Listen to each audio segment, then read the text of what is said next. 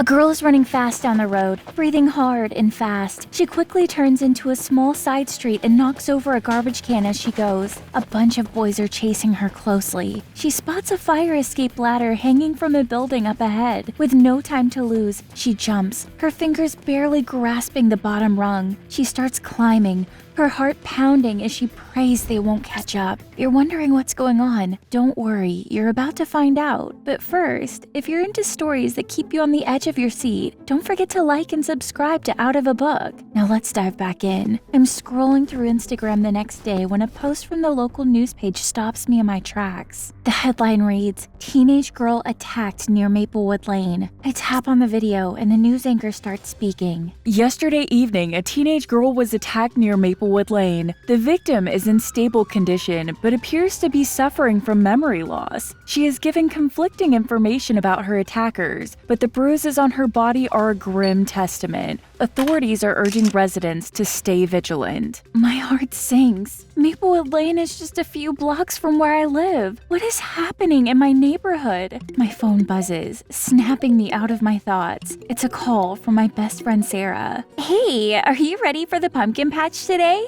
Sarah's voice is full of excitement. "Yeah, I'm up and excited," I reply, trying to shake off the unsettling news. "But listen, I've been thinking, I need to find a side job. I want to save up for my prom dress." "You never know. You might get lucky and find a gig at the pumpkin patch," Sarah suggests, always the optimist. "Yeah, that's true," I say, my spirits lifting a bit. "Let's go and see what happens." The pumpkin patch is buzzing when Sarah and I get there. Families, pumpkins, even a hayride. Then I see it, a booth with a help wanted sign. "Go for it," Sarah nudges me. I walk up to the guy at the booth, dressed in a Dracula cape. "Is the job still open?" "You're hired." Mark grins, and I can't help but notice his booth is like a magnet for the crowd. It's so well decorated. It's as if ghosts themselves set it up. We are swamped all day, but it's a blast. When it's time to pack up, he walks me home. "Where do you live?" I ask. "A block away," he points.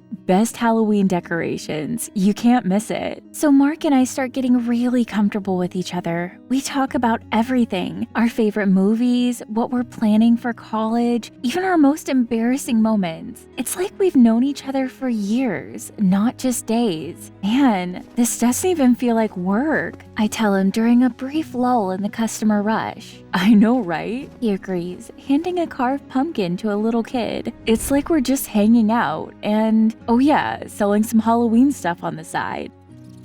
So, while we're scrolling through the neighborhood's Facebook group, I see a post from Mrs. Johnson, the elderly neighbor who's always out walking her dog. She's talking about this house on Elm Street with Halloween decorations that are just unreal. Even weirder, she mentions that the decorations disappear by morning, only to reappear at night, each time more elaborate than before. What really catches my eye, though, is when she says she's never seen anyone coming in or out of that house. The whole neighborhood seems to be buzzing about it in the comments. Some folks are even planning to stake it out tonight to see what's going on. The idea of a neighborhood watch for Halloween decorations makes me chuckle, but I can't shake off my curiosity, especially with that unsettling news report still fresh in my mind.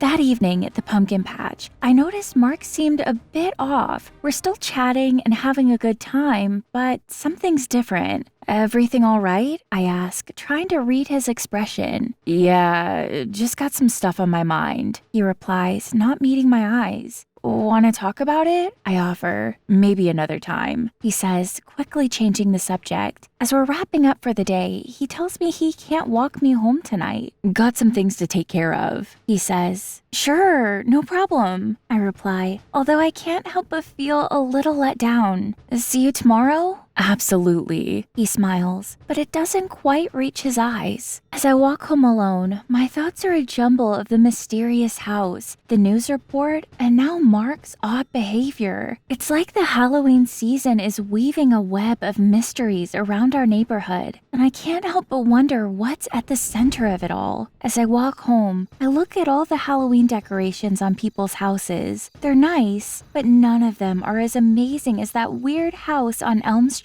When I get home, I start thinking about Mark. He's been acting kind of strange and not talking much. I don't know why. In the next few days, Mark keeps being quiet and not like himself. We're not joking around like we used to, and it feels weird. At the same time, that house on Elm Street is getting even more attention. Now, people from all over are coming to see it. Cars are lined up down the street, and everyone's posting about it online. But here's the thing. People are starting to get scared. The house looks cooler every night, but in the morning, all the decorations are gone. And the really creepy part, no one has ever seen anyone go in or out of that house. Everyone in the neighborhood is talking about it, and no one knows what's going on. Tonight's the big night. Halloween. I head to the pumpkin patch, expecting Mark to walk me home like he usually does. But when it's time to leave, he says he's too busy packing up the booth. I've got a lot to wrap up here. Sorry, he tells me, avoiding eye contact. Feeling a bit let down, I start walking home alone, lost in thought.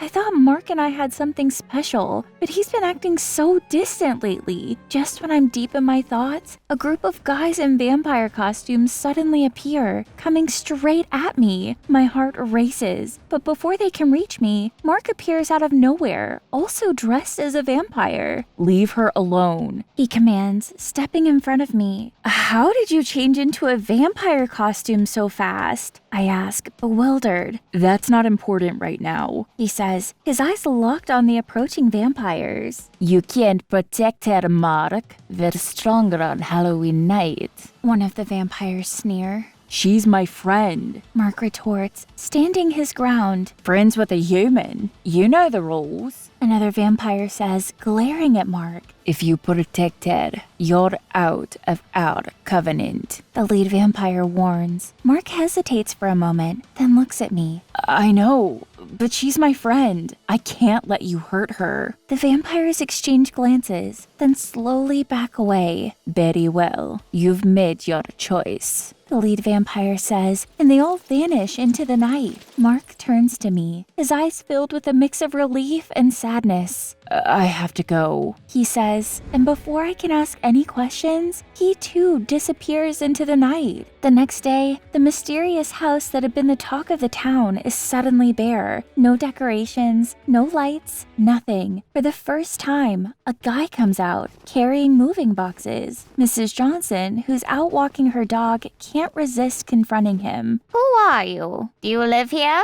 Are you the one putting up all those decorations? She fires off questions one after the other. The guy looks a bit startled, but answers calmly. No, I don't live here. The house has been locked up for 2 years. The owners died in a car accident, and I've been out of the country. I just came back to pick up some things. Mrs. Johnson's eyes narrow as she spots Halloween items in the boxes he's loading into his car. But before she can ask another question, he closes the trunk and drives off, leaving her and the rest of the neighborhood in a state of bewilderment and curiosity.